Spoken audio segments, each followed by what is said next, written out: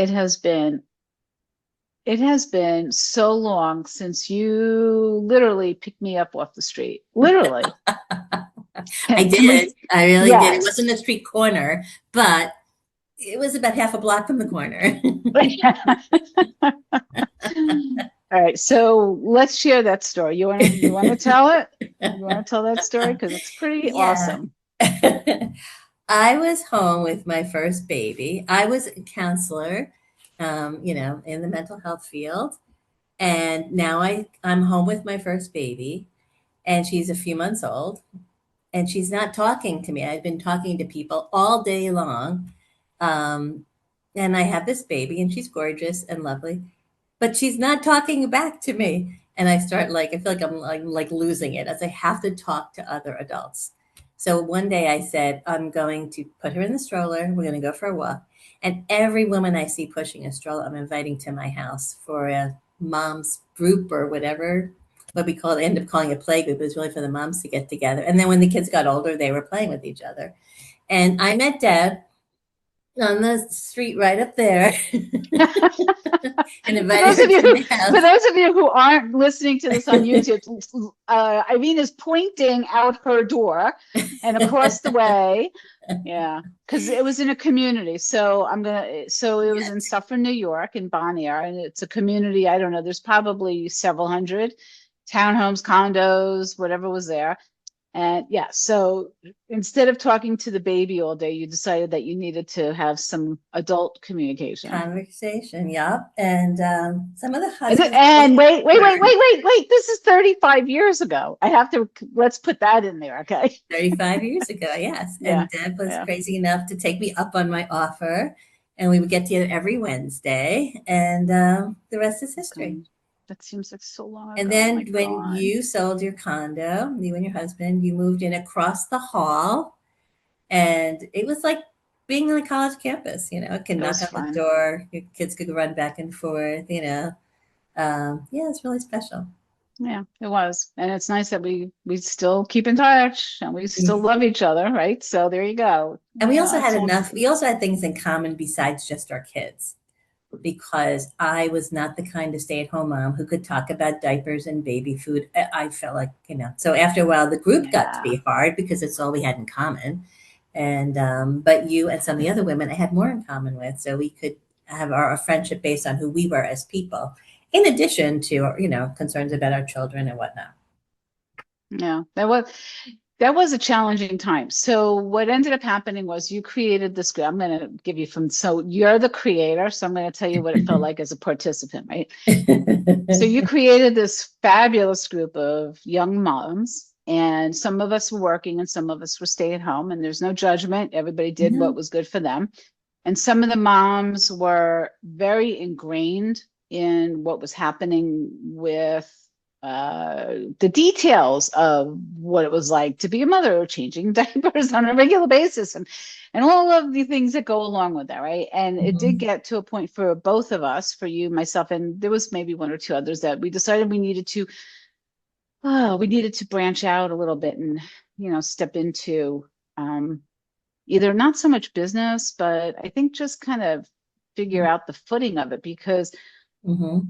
I had stopped working for a while to be a stay-at-home mom, and I very quickly realized that my mental state was not in a good place for me to be I couldn't do it. It was very challenging for me to be a stay-at-home mom, and Mhm. I loved my child. Now we have three, so we've had two more since then. But I remember feeling back then that I needed something for myself away from, Yeah. and it, And I did too. I mean, my work was so deep. I was a counselor in an agency, and to suddenly go from that to diapers and baby food, I needed more. So for me, it wasn't until I had my third, no, I guess my second child. So I've been home for about 3 years. And I got a job, which was just a couple hours on the weekends. I was teaching a seminar at a local social work agency on Saturdays. It was just enough stimulation. And people would listen to what I said. I would go to the seminar, throw out a couple of terms. People would pull out their notebooks and start writing stuff down. And I would be like, like, I guess I have something to say, because I felt like I was in mommy land the rest of the week. But it was enough to give me some stimulation, something to Yeah. look forward to, some stimulation. And then eventually, I started a coaching practice. And now I'm back in the therapy field, but I did my coaching practice for like 25 years. So, and then when I started the coaching practice, I started a radio show, and Mm-hmm. Deb was one of my steady guests and my better guests. I had a lot of good guests, but you were solid. I knew I could count on you to come on and do a good show. So good that you eventually did a spin-off show. I had my own show. Yep. Yes. And Yep. You then I introduced me ended to up, that whole thing. yes. And then I ended up bringing my show up to the station that you were at, upstate. And anyway, it was fun. It was just fun. We did a lot of good topics. Oh God. I remember going on and talking, and then I think you were also with another person, right, Tom? Oh yeah, like after a while, after a couple of years, it was about 5 years in total. Tom came on as my co-host, and I chose Tom because he was not my age. He was a man. I was a woman, so we had different perspectives on things. He was younger. I was about, I don't know, 15 or 20 years older than him. Different perspectives, and he was in tech, web design, all that stuff. I was That's in right. the helping professions. And so again, we needed some different perspectives to keep the conversation interesting, because I found with some of the people in my profession, I could finish their sentences. And it was like talking to myself. And again, you wanted more, back and forth. So Yeah. Yeah. yeah. So just to put this into perspective, so and I think things have changed so much. And there might still be a group that I just don't see because it's not in my family and it's not in the universe that I see people in.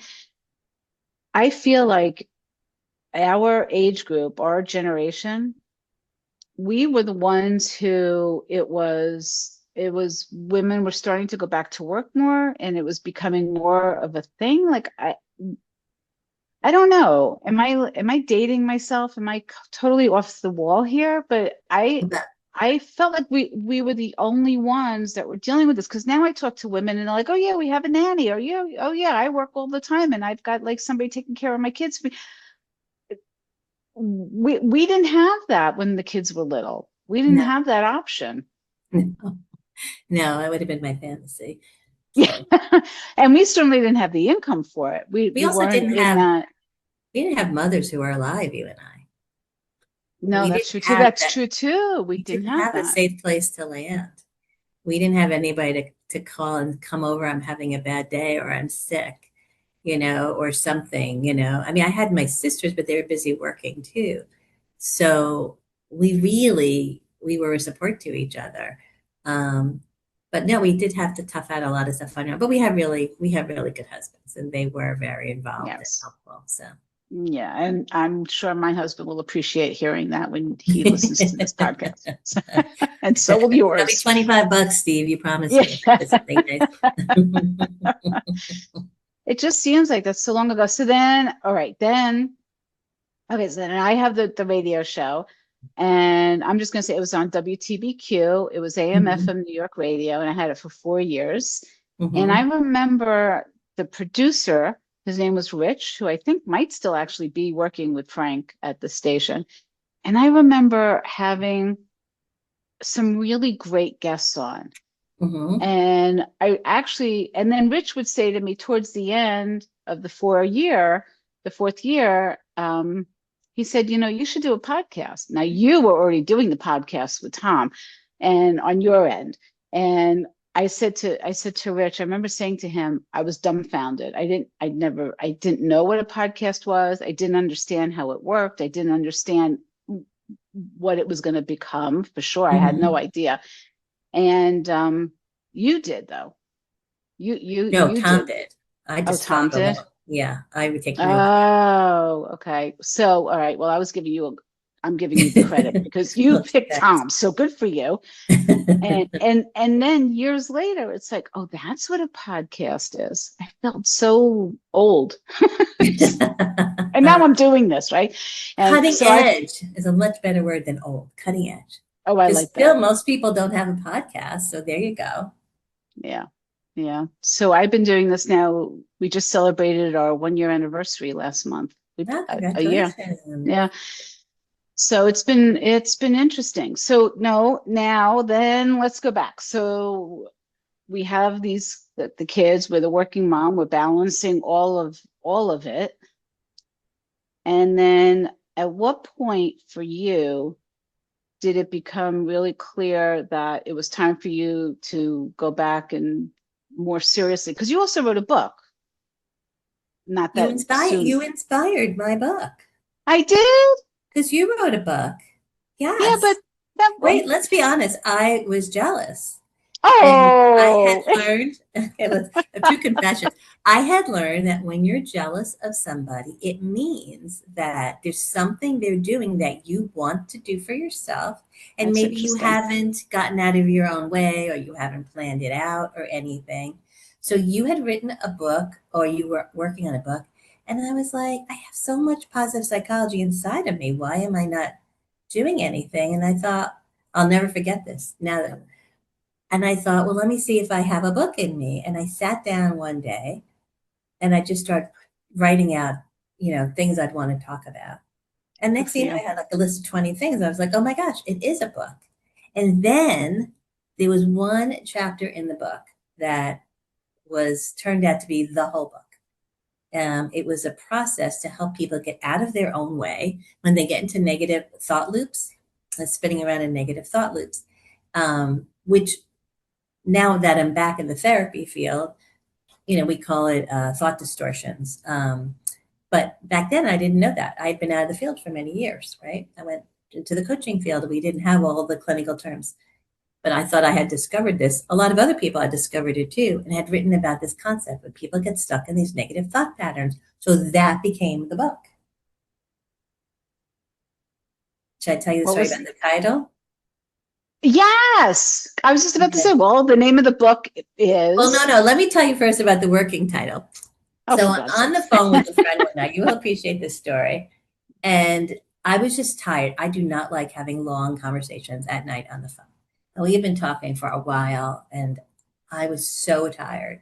And I just didn't want to go around in circles with her stuff because I just didn't have the emotional capacity at that time. And she said, "What do you think, Irene?" And I said, "Can I be really honest with you?" She's like, "Yeah, be honest." I said, "Look, you're really tired. I could tell you're really tired." I said, "Sometimes you're full of blank and you shouldn't listen to yourself." Because Oh, I love that. I had learned years ago that there are certain times of the day when you are tired that you should not indulge your thought processes because you're going to get nowhere. So she said, "Is that the title of your book?" And I was like, "Well, maybe." And then I was talking to another friend, Betty Friedlander. Remember Betty? I And remember she that. cleaned it up for me. She said, instead of that, because we didn't want to have a curse word in the title in case we wanted to do, like a church group or, certain groups where Mm-hmm. it wouldn't be socially acceptable. Um, and she said, don't believe a word you say. And that's the name of the book. And it's based on a simple chart to help people chart their negative thought patterns and like a clock chart and show people exactly how they, what the thought that starts it, the emotion that follows it, the actions that go from those horrible feelings and negative thoughts, and then the actions that it leads to, which, the results you get. And basically, like drawing a diagram for people.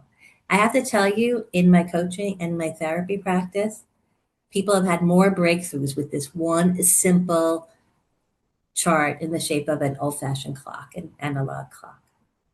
So crazy simple, but so true. Yeah.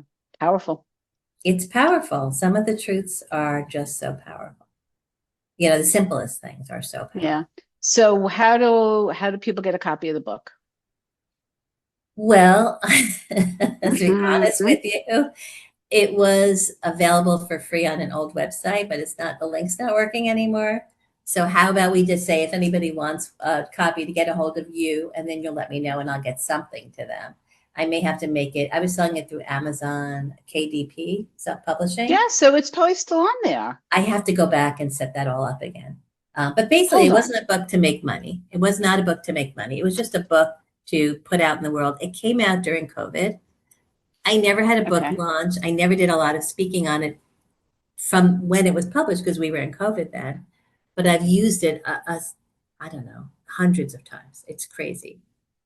So Okay. many people Say the name of the book again. don't believe a word you Word you say. say. Don't How believe the a word you say. subtitle is How to Stop Self-Sabotage. Okay. You're doing this now. That's funny. I am, because I think this is too important. I know I had a copy of it, but we've moved, I don't know, 17 different times. It comes up number one. They took but the clock's not on here now. Can you see? Hold on. No, I It's can. it's a picture of a person. The clock's, I remember the No, clock the on the title. No, outside. it's no. That's a picture of a person. A Yeah, cartoon. it's a woman with a blonde hair. Yeah, Hold on. It's on Amazon. It's $9.99 on Amazon. I know. All right, I'm adding it to my cart. I'm gonna buy it, but you have to sign it. I want your autograph because I don't have my Okay. original copy anymore. Okay. Cool. That sounds All good. right, so it's in my cart. Hold on, I'm So purchasing it right here's the now. thing. Let me just tell your listeners, if you do read this, I used to have downloadable copies. I don't know about you, but I'm old fashioned. I don't like downloadable copies. I like holding a book in my hand. I'm one of those people. If you take the book, just spend an hour and read it and then do the exercise. Don't be like, oh, that's nice. And I'll get to it and then put it on a pile, which you're never going to get to. Let's face it. Just do it with one of your negative thought loops because that negative thought pattern comes and gets you like how many times a day, how many times a week, how many times a month. So invest an hour in it. Once you see it in black and white, once you understand your negative thought patterns, then you can interrupt them and go to a different place in your brain. I have other techniques for that I've learned since then. Or you can distract yourself, or you can do some self-talk around it, or just do thought stopping, like stop, Yep. which is like an OCD technique. Just stop. And then just put out of your mind to do something else. There's another technique. Can I go into another technique, Deb? Yeah, go ahead. This is your call. I told you Okay. this is your episode. There are Wherever you certain want to go. techniques that I teach every client of mine. There's another technique called thought stopping, and it is you pick 2 times in a day. So maybe 8 o'clock in the morning and 7 o'clock at night. You assign maybe 10 minutes to it. I wouldn't do more than 15. And when you have a persistent, intrusive, negative thought, when you get the thought during the day, which you will many times, you just don't engage with it. So instead of, usually the thought leads to another thought and another thought and lousy feelings and, you just don't engage with it. You say, okay, I'll think about 7 o'clock tonight. Okay. Then at 7 o'clock at night, you stop whatever you're doing and you have a little worry party or upset party. You just let it fly. So you're not suppressing anything and just let it fly for 10 minutes and then stop. 7:10, you stop, or 7:15, whatever you decide, whatever. And then if it comes back again, you just don't engage with it. Okay, I recognize it, but I'm not going to engage with it. So let's say 9 o'clock at night, you have that thought again. You just say, okay, I'll think about 8 o'clock tomorrow morning. And you keep doing that. 8 o'clock in the morning, you stop, you worry party or whatever. And eventually what happens is that you forget to do your little worry session or upset session. You forget, you just put it off to the next time. And then after a while, you just start forgetting more, but you get in charge of your thoughts. And when you're in charge of your thoughts, then you're in charge of your feelings, because thoughts always kick off feelings. And those feelings are how we interpret life and what we believe. If I want to get a little more scientific about it, that thought pattern makes a groove in your brain. And if you think it a million times, it gets pretty deep in your brain. It becomes like your fallback belief. Yep. So when you interrupt that thought, you are not allowing that whole pattern to go. And there are other techniques, which I can't get do all of them on a call now, but that can form more positive thoughts and make those grooves in your brain deeper. And then you're more likely to have those thoughts more quickly, more easily. They get stronger. Eventually, if you do that enough, those thoughts become positive beliefs, and we live out our beliefs. And you know this, Steph, because you work with this all the time. Yeah, it's all I keep true. taking off my glasses because of the glare, but then you become blurry. So I'll try again. I've had two different pairs Just up so far. you look great with or without, but yeah, but I know glasses cause a glare, so yeah, I I know. know it's all good. So going back to the track, so it's the habit, right? So it's the pattern of the thinking, and I love that what you just were talking about, it allows you to be non-reactive, so you stay neutral. Yeah, it puts you in charge. Now, almost nobody knows that they are in charge of the kind of day they're having or they're going to Yeah, have. yeah, You may have the same life circumstances, but when you're in charge of your thought patterns, then you're more in charge of your emotional state. And when you spin around in the same negative thought patterns, and when I have clients coming in for the first time and I say to them, it sounds like you're spinning around, and I make this circle with my hand, their eyebrows always go up. They're like, yes, that's exactly what I'm doing. Okay. That's exhausting. It's exhausting yeah, and it makes the negative emotions get stronger, and it kind of wears you out. So you don't approach your problem with a fresh mindset. We have been acculturated in this society to think that the more you think about something, the faster you're going to solve it. And the it's the opposite opposite, is right? true. Yeah, You yeah. need to stop thinking about it. And then when you do think about it, come at it in a fresh perspective. So let me just slow down and go for it one more time because probably your listeners are getting a little frustrated by now. Okay. This is a very simplistic version of this chart. So picture an analog clock. So 12 o'clock, from 3 o'clock, I should go the other way. I should go in reverse, 12 o'clock, Yeah, go in reverse. Yeah. 3 o'clock, 6 o'clock, and 9 o'clock. Okay. Yep. So 12 o'clock is a negative thought. So the typical one I use is I can't do it or I'm not good enough, something like that. Because that's underneath a lot of negative beliefs, right? Um, and people have a million versions of this. But when I was doing case studies, it was almost always a version of this. And then at 3 o'clock are the emotions. So now you go to three That o'clock, way. the emotions. There. Yeah, yeah. What are the emotions people have when they believe that thought? Get less motivated, they get sad, they get frustrated, they get maybe angry, they get jealous of other people. These are not fun ways to feel, right? And then you go to 6 o'clock, which is where the actions take place or the lack of actions. So you have a negative thought, negative emotions. What happens to those actions you want to take in your life towards your goals?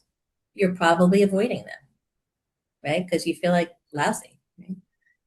Or you might take negative actions. You might do things in a negative way and end up with the same negative results. Okay. So that's the actions or lack of actions at 6 o'clock. And then that leads to your results at 9 o'clock. Well, let's say you avoid taking steps towards a meaningful goal because you're feeling lousy. So I can't do it. I'm not good enough. I have all these negative emotions. I'm avoiding now, what things I need to do towards my goal. What are your results? Nah, nothing really. Well, the sad part is that between 9 o'clock and 12 o'clock, when you start the loop again, that original thought gets stronger. Every I time. always say to people, is it stronger, weaker, or the same? They almost always say, like 99 point something percent, it gets stronger. And now you're starting up the cycle again with a stronger feeling, a thought, and you go around again, right? How many times a day? How many times a week? How many times a month? Eventually, that thought, this is really, it gets sad. That thought turns into a belief. And you just don't question it. It just seems true. And those beliefs limit our lives. We all have negative beliefs. Like this is like the anatomy of how it gets started. It limits our lives. And then we end up doing the same things, same self-sabotaging things over and over again, the same results, the same, lousy feelings. So, and this is human nature. This is human nature. Yeah, it's pretty sad because I think so many people live in that loop and they I don't think even most realize people that. do. I think most Hmm. people do. Most people are so much better than they think they are. And one of the things I've always loved the most from coaching and therapy is that I get to show people who they really are. And I always, yeah, maybe not always, maybe 97% of the time, I get tears behind my eyes. then I get to show them how beautiful they are, how they're so much better than they think they are. Um, and I really they get to see it for the first time. It's wild. It is a wild moment. It's very addictive. It makes me get up in the morning and go to work. And it has a very deep impact on me to be able to witness someone actually seeing who they really Yeah. are. Because it's so much better than they think they are. Yeah. And then Isn't sometimes it? people get on a high for a little bit and then they go back to their negative thought patterns because it's familiar. I have to remind them several Yeah. times. And I said, you don't have to believe me right away. It might take a while. You've had this thing going on in your head for years. So it might take a little while, but then people start getting there. That's good. Yeah, Yeah, we're both very blessed to be in professions where we get to witness the growth and the shift, right? When it happens. yeah, it's very Ah, it hooks you, right, Dad? yeah, it is. It's Yeah. fabulous. And I was having a conversation with another guest a couple of weeks ago. We were talking, this gentleman was with Disney for like 30 years and and we were talking about how he would impact, a couple people, and then because of the way he treated somebody, they treated other people, and how it ripples out, right? So we Mm-hmm. get that also, because I think how many people are parents and adults that we're talking to, and how when they shift, they are dynamically changing at what could be dysfunction in their family to a more healthy environment and Mm-hmm. healthier for their kids too, right? Yeah, when you see that you are so much of a better person than you thought you were, it's such a rush. And it opens you up. It opens you up to other people who might also be struggling with their own limiting belief. It makes you want to show them who they are more. It gives you more compassion. You just chill, you just calm down. You just calm down and get comfortable in your skin. I have to tell you, I have a couple other really powerful processes I did not create that I got from one of my teachers and mentors. And I remember doing a very powerful exercise, feeling like I really met myself for the first time. And I was like, wow, this chick is pretty cool. I really like her. She's the kind of person I want to be friends with. So who is this? It was me. I met myself for the first time. Oh my God. That's fabulous. Good for It you. is fabulous. That's And I've good. helped other people to really meet themselves. And of course, I get all teary eyed because it's so beautiful. And I'm like, this is the kind of person you'd want to be friends with? They're like, yeah. I go, why? And they tell me why. I go, uh-huh. Yeah, well, guess what? That's your true self. It's like, That's great. it's to feel comfortable in your own skin. Yeah, It took me a while to get there. To feel so comfortable in your own skin. It's like coming home to yourself. yeah, yeah. It took me a very long time to get there. And part of the journey I shared with you, when I was working with Ellie, Mhm. Dr. Ellie Drake and Braveheart Women, and I always refer to Ellie as a female shaman. She never talked about herself that way, and yet she was. And it was not religious based. It was all about stepping into ourselves, and she that process. I was worked with her on that path for 11 years, Wow. and I went from being a very adrenalized New York woman, right? Remember Mhm. back in the I day, that's remember who I that. was. Yeah. Yeah, that's who I was. To finding that I did have a softer side, and then realizing that it was okay to recognize that it didn't make me weak, right? Mhm. And then it was okay, so I've been surviving because I had been surviving pretty much my entire life in survival mode, Yes. and then releasing that, and then allowing space for other people to support, guide, help, right? It took a long time for me to get there. And you were did you went to some of those conferences with me, didn't you? Didn't you Went come to to a something? weekend. I went to a weekend with you. And then I went to a couple of the meetings that you were hosting. Oh, sorry, guys, that is my dog. We can't even hear him. Yep, no problem. But if you want to show us Moose, I'd love to see him. I haven't seen him in years. 1 second. I might sound like I'm barking. Oh, here. Hi, Deborah. Oh, let's say hi. I get to live with this teddy bear all the time.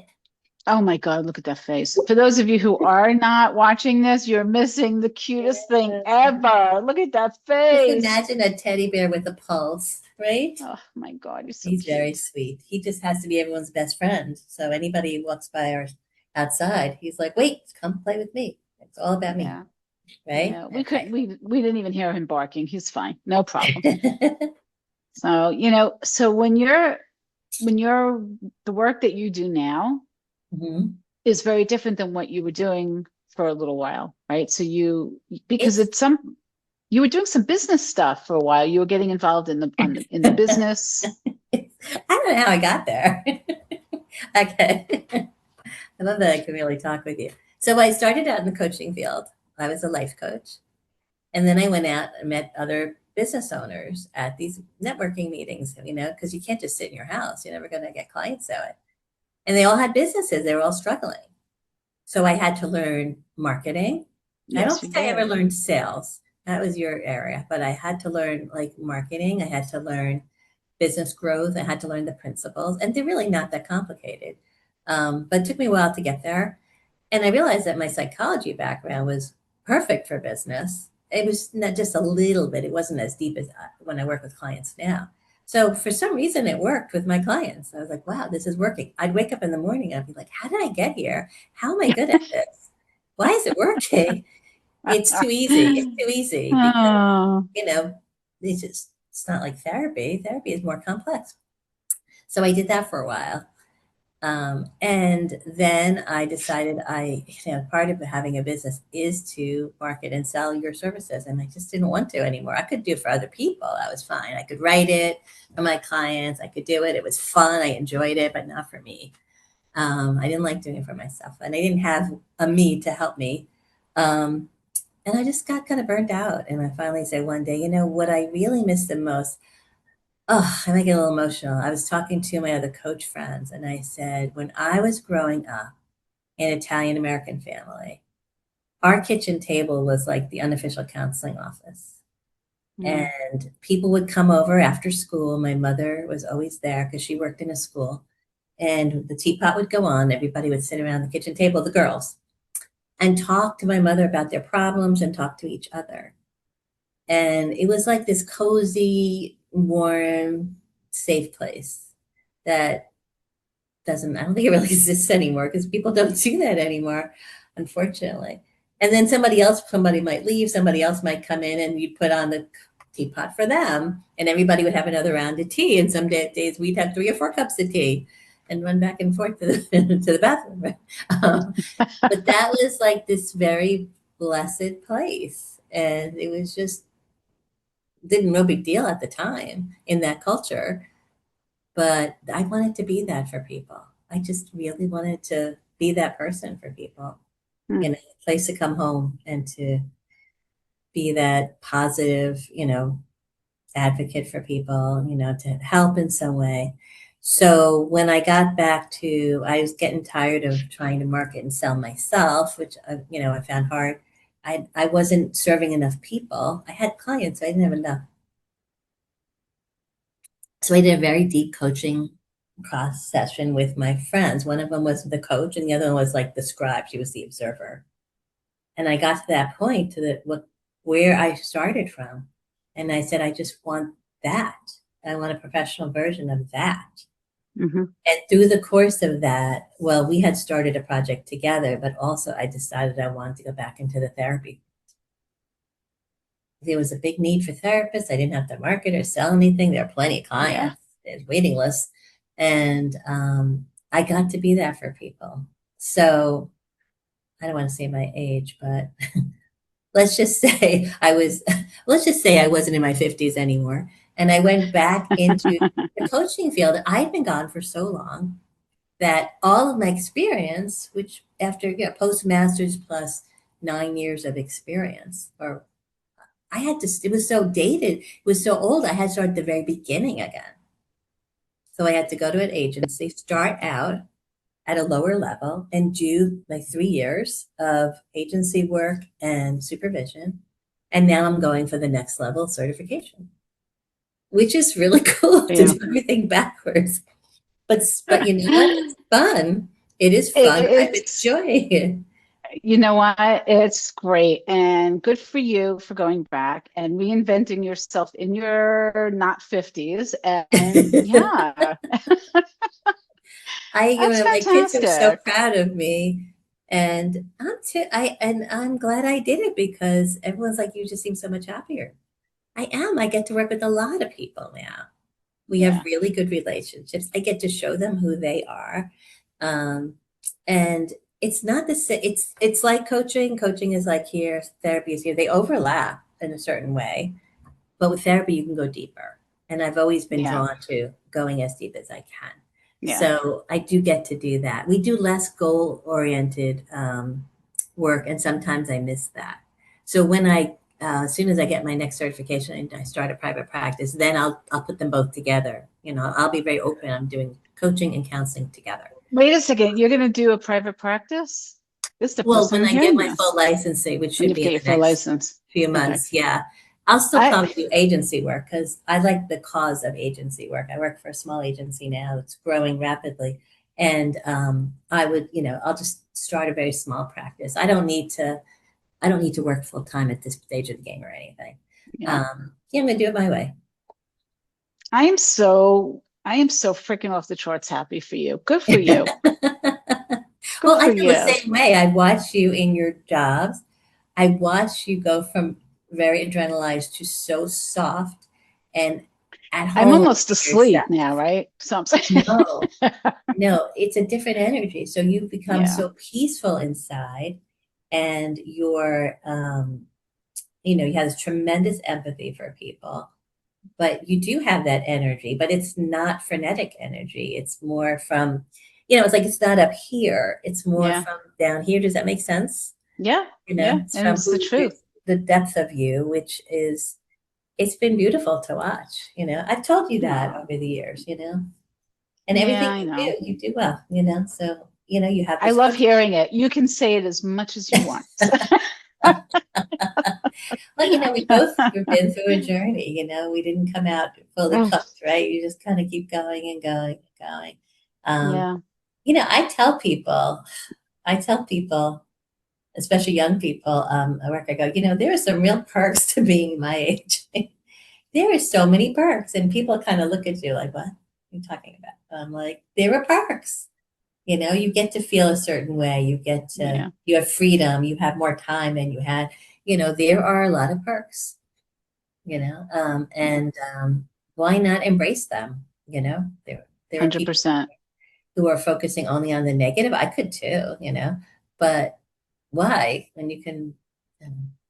Why choose that, right? Why choose that? Yeah. I'm so happy for you. It's so interesting. So, and the same for you. So, you know how we see in others what's mirrored inside of us, right? Mhm. So thank you for what you said about me. And I would reflect it back to you because I remember watching you go through all of this and you really tried. You really did. I You did really like tried with that. that whole business thing. And I kept saying, okay, so what do you want to learn? And and we went to Salux. I put you into Salux. We were trying to work with them. And I remember it just didn't feel like you were comfortable in those shoes. Hmm. And it's a really great example of how you pivot, you reinvent. And we are both now at a stage in our lives where we are in alignment with who we truly are and what we're passionate about and what we care about. You basically are providing that table and that open, safe space for people to be honest and open and transparent with you, and knowing that you'll have their back with no judgment. And I think that is a gift that anybody that walks into your office is very fortunate to receive. Really. Yeah, it's different when you are at my age in the office. There are some, like, sometimes I'll be like, okay, you guys want to go about this slowly, and I'll ask you a million questions to get you there. But do you want me to just take you right there right now? They're like, oh, please, just take me there. I go, Just, okay. I don't have 12 years. Let's get this going. Things I wouldn't have done before. But I had to be honest with you, because this is not all rainbows and butterflies. There's one thing I haven't done. It's been in the back of my mind. And to me, I'm a licensed True Purpose coach with Tim Kelly. To me, when people actually do work that's aligned with their purpose, it fills you up like nobody's business. Yep. And in my whole transition back into the field, while I'm really happy, and I do a little tiny bit of purpose work, I always feel like my purpose is to get people really in touch with their purpose. And I am putting together a program for purpose in retirement, helping people transition to retirement Nice. with knowing what their purpose is. And then that can, let's say your purpose is a theme. Your purpose usually comes out in a theme. So it could be empowering disadvantaged teenagers to find their path or something, or to follow their path or something, or to become future leaders. There's like 20 different types of volunteer work you can do. Anything, but you not got to know what the theme is. So I have some techniques that I've been trained in to do that. And I feel like that's one part of me that I really need to just get it out there and bring it somewhere. I probably won't charge money for it. I'll probably do it. People want to like give a donation to their charity or something like that, or a charity, I don't know. But I want to feel like I am contributing this to the world. And I think that some people are afraid to retire because they don't know what they're going to do. They, rather than just be busy, find 2 hours a week or more. That's so satisfying. And when you get together with people, you have something exciting to talk about. And usually people's purpose serves the person they're helping in a transformative way, but it also has its effect on them. So it's real, like, win-win. And it has a deep connection to their inner source, call it God, call it whatever, but their innermost thought source. Yep. So it's beautiful to take people to that place, and beautiful. That's why I say, to show people who they are. You really get to see who you are without all the mind chatter and all that nonsense that we put ourselves through. So yeah, I have to get that going. I have one person I'll be working with soon. And Good. I feel like maybe God brought her into this place with me so that it can help get me back in there. And I need to get out there and talk to some of the leaders and some organizations, to bring it to their Fantastic. organization. Or I'll do a pilot program and just do it, start a small group of people for free. All right. So this is what we're going to do. I'm going to catch up with you. The book is it's on its way to me, so I'll be able to hold it up and show everybody. Okay. And then we're going to have you back on when you launch the program so that you can talk about it. Okay. Okay. I was going to do it to in-person groups, but I will entertain that. Well, we'll just do a podcast. We'll just talk about it, and then we'll see where it goes. Mm-hmm. I'm so happy for you. And so listeners, I just want you to, the process starts with what have you done in your life that's been so satisfying? And in the meantime, if you're in transition for a new job or retirement or something, just think about the times in your life when you felt the 2 or 3 hours went by like that. And what were you doing? And what was the meaning for you? Because the meaning is what jazzes us. So let's say you have a teacher, and some teacher the meaning might be helping people pull out their leadership traits, because maybe that's their purpose, right? So you end up running the, I don't know, what do you call it? Mock Congress or something program in a school. And maybe the mock trials. Mm-hmm. Yeah, I forget what it's called. And then maybe another teacher might be to impart self-esteem. So that person might see that quiet student and have them come and do a special project. But then when they have more one-to-one talking, they get to impart, help the person grow in their self-confidence. And another teacher might be to help people follow a path of knowledge. And that teacher might see the kid, a spark of interest in a kid, and bring in a special book to lend them or point them in a direction that could lead to a career path. Like, same job, but different purpose behind it. So just kind of see it as something you absolutely love, even if you're not doing it now, what might be behind it? And then see what opportunities you have in your life currently. Because this is the thing, our society has changed. You could retire, or if you're working, you have your free time. You can Yep. do like, I don't know, 100, 200 different types of volunteer work, right? When we were younger, we didn't have all those options. The world Yeah. changed. Yeah. So It's very why not different. line it up with something that's going to just light you up and just make you just so excited and happy. And when you go and you do a couple hours of volunteer work, it doesn't feel like work. You feel like you fed your soul. So to see it, to get a little purpose in your life, so you know the difference between when you're on fire with purpose and when you're not. And it doesn't have to be your whole life. You don't have to quit your job and do something full time. You don't have to give over your whole retirement. Maybe you want to spend time with your grandchildren, and maybe you want to golf or something, but you spend a little bit of time doing something amazing. When you know where you're aiming, it's easier to find it. Nice. Yeah. Nice. Okay. All right. Well, that's a beautiful message. I really appreciate you being on. It's so nice to catch up with like this I in know. public. I'm so excited that we get to share our 30+ year friendship, right? With a whole bunch of people out in the universe. And Well, yeah, but yeah, Deborah, I mean, sorry, everybody. I knew her when she was Deb. Uh, you can still call me Deb. That's good. I like that. it's wild that we landed in such similar places. When I met you, I never Yeah. thought that. You were No, selling ribbons for G that's Ribbons right. Homes Yes. I was in working for a Manhattan. manufacturing company. Yep. Yep. Yep. Yep. The Yeah. garment industry. Yep. Who would have thought we'd end up Oh in my similar gosh. places? Like, I wow. know. And, listen, I got to tell you, 30 something years ago, there was no way for me to do a background check on you. I didn't know who you were. You could have been some crazy person who picked me up on the street. There were a So couple thank, of dads were very concerned. oh, there Where are were. you Where are you going? taking my kid? You're taking my kid. Where? Where are Yeah. you going? I'm like, yeah, chances are, you're pushing a stroll. You probably don't have a machine gun underneath the blanket. But Yeah. yeah, and I remember hearing that from a couple of you. Yeah. Yeah. It was a long time ago. It was before cell phones. And what made me do that day and made you be out on the sidewalk the same time? You know, what Yeah. what prompted Serendipitous. us? You have to think that there was some divine intervention. Oh, absolutely divine timing. Absolutely, 100%. Yeah, yeah. Yeah. Yeah. We've learned and grown and gone through, and you have 3 kids, and I have 3 kids.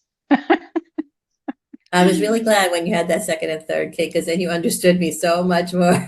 Oh, yeah. I just thought I couldn't understand why you were so busy all the time. So, Wait, listeners, there was one time I wanted to kill Deborah. Okay, you had taken your oldest child to the city, and you were like, a lot of people had kids. You should go. And at the time, I had three, and one would run ahead. Okay, my middle guy. No, my oldest, and then one would be like way behind. And I was so stressed out. My husband would not let me put the run ahead kid on a leash, a kitty leash. It's okay, I got it. And you're like, oh, you should go to Manhattan and go walk the High Line or do this. And I was like, are you kidding me? That sounds yeah, no, that's not torture. happening. Yeah. And I was like, oh, she so doesn't get me. She so doesn't get me. And then you had your second and third, and one day you turned to me, she go, and you said, I don't know how you do it or how you've been doing it. And I Mhm. was like, finally, she gets me. I just had to have the experience. Yes. Oh, and wait, Oh wait, my one more gosh. thing. I found an old picture yesterday, and it was of our two oldest when you and I went to Jim Henson Productions, and we had Oh that my tour gosh. Oh, you got to send me that. Take a picture of it. Do with you have Fred it handy? Larry. My, Oh my he took gosh. us there, and remember, behind his desk in the file cabinets, listeners, he had the Muppets. He had the Cookie Monster right behind his desk. It Yeah. just looked like a beat up old puppet. It didn't look like anything special, Oh my And gosh. yeah, and we had a tour of, we had a tour.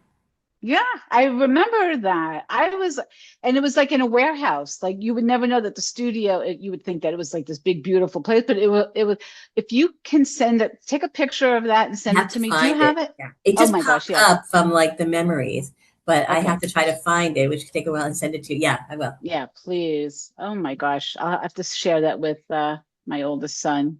He's Yes. gonna be like, what? What? What did you do to me?